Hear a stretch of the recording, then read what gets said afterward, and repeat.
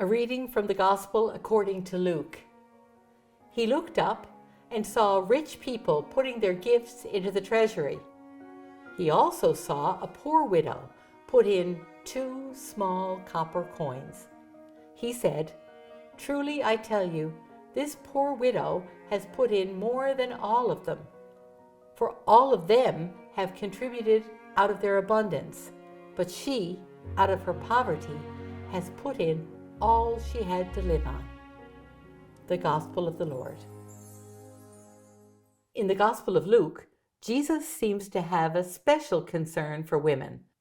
That concern stands in contrast to the society of Jesus' time, where women usually derived their identity from their relationship with a husband. Women often had no means of securing a livelihood outside of depending on their husbands or children. If a woman had an illness that involved blood or bleeding, she was marginalized, unable to join in the activities of daily living. The dignity that Jesus accords to women is a sign of hope for me. He seems to see those people who might be invisible to others.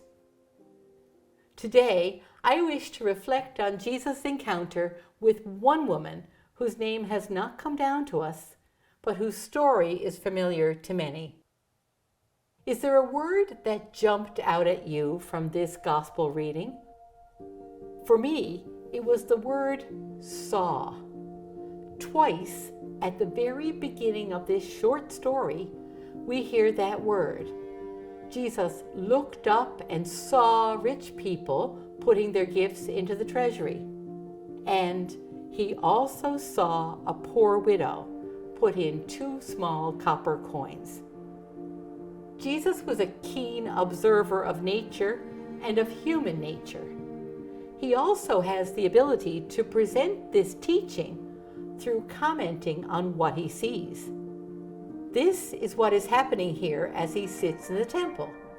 The examples he uses to illustrate his story show that he has a keen eye and great insight.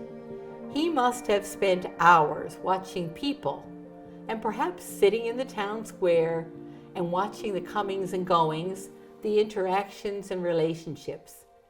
Jesus shows that there are different ways of seeing. You can see with the eye, and you can see with the inner eye. You can see what is going on at the surface level, and you can look below the surface for deeper meaning. That second kind of seeing requires wisdom, sensitivity, and understanding. On the surface level, this story is about money. It is a challenge to our usual sense of who gives more. Jesus helps us to realize that generosity is not about giving an arbitrary amount, as if giving $20 is deemed generous but giving $5 is not. Rather, generosity is relative. So the woman who gave the 2 small copper coins gave all she had, whereas the wealthier people who gave more money actually only made a contribution. Things are not always as they appear. Sometimes you have to look below the surface. Sometimes you have to not only see the people, but also see into the people. When we look below the surface, perhaps this story is not about money at all. Perhaps it's not just about money, but about giving of our time, energy, abilities to others, even when we are tired or very busy. Perhaps this is about giving when it's really hard, when you think you have very little left to give. I have often looked at my sisters and brothers who have children and now grandchildren. They would often get up early, get the children ready for school, take them to school, and then go to work all day, pick up the children after school, and go home to prepare supper and then do homework, and often also do some volunteer work or take a shift caring for one of the senior family members. Often, they reminded me of the woman in the gospel that we just heard. Generosity can be about how we use any of the resources God gave us, whether that be time or talents or skills or money or space or education or knowledge, any resource. The heart of the matter, I think, is a sense of gratitude. I tend to come at life from the standpoint that everything is a gift and nothing is mine by right. I may not have a lot of money, but I do have education and knowledge that I can share.